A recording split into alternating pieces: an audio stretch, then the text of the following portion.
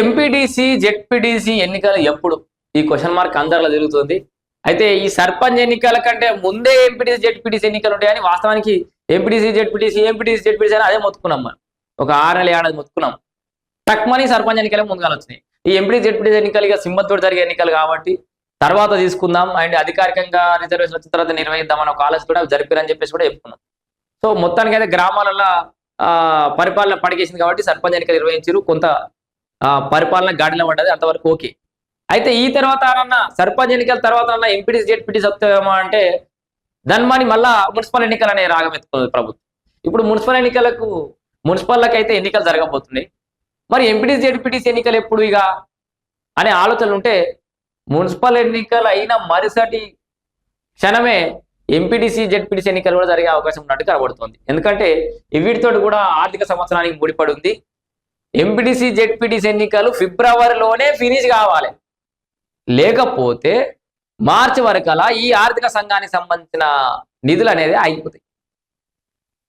So ఈ లెక్కన కూడా మున్సిపల్ ఎన్నికలు అయిపోగానే ఎంపీటీసీ జెడ్పీటీసీ ఎన్నికలు ఉంటే సిద్ధంగా ఉంటే 2026 ప్రథమార్థం మొత్తం ఈ 6 నెలల కాలం మొత్తం ఎన్నికలతో అయిపోతుంది.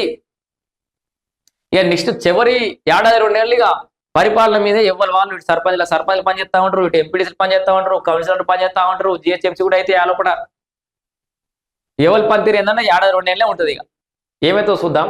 అయితే పరిషత్ ఎన్నికలు కూడా ఫిబ్రవరిలోనే పాలక మండలి లేక నిలిచిపోయిన 550 కోట్ల నిధులు. సో ఎంపీటీసీ జెడ్పీటీసీలో కూడా మంచిగానే మిగిలిపోయినాయి పైసలు. 550 కోట్ల నిధులు ఆగిపోయినాయట.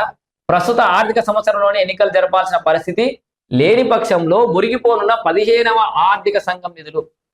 ఒకవేళ ఎంపీటీసీ జెడ్పీటీసీ ఎన్నికలు ఫిబ్రవరిలో కనుక నిర్వహించకపోతే 15వ ఆర్థిక సంఘం నిధులన్నీ మురిగిపోతాయి. పురపోరు ముగిసిన వెంటనే పరిషత్ ఎన్నికల నిర్వహణకు కసరత్తు. బీసీలకు పార్టీ పరంగా 42% రిజర్వేషన్ యోజనలో కాంగ్రెస్. అవే సో ఇప్పుడు కూడా దాన్ని ఏమంటారు, రిజర్వేషన్లు అధికారికంగా వచ్చే అవకాశం లేదు, పార్టీ పరంగానే వస్తాయి. అధికారికంగా రిజర్వేషన్లు ఆ 9th షెడ్యూల్లో చేర్చి ఎంత చేయాలంటే కేంద్ర ప్రభుత్వం పట్టుకొని కూర్చుంది. భారతీయ జనతా పార్టీ వాళ్ళు జనగణన కులగణన అవన్నీ చేసి అప్పుడే రిజర్వేషన్లు కూడా ఇచ్చే అవకాశం ఉంది. అది ఇప్పట్లో అయ్యే పని లేదు. సో ఇక్కడ బీసీలకు పార్టీ పరంగా 42% ఇస్తామని చెప్పేసి కాంగ్రెస్ చెప్తోంది. మొత్తానికి మున్సిపల్ ఎన్నికలు అయిపోగానే ఫిబ్రవరిలో ఎంపీటీసీ జెడ్పీటీసీ ఎన్నికలు ఉంటే సిద్ధంగా ఉండుర్రి. ఆల్రెడీ మీకు తెలియని విషయం ఏంటంటే కాంగ్రెస్ పార్టీ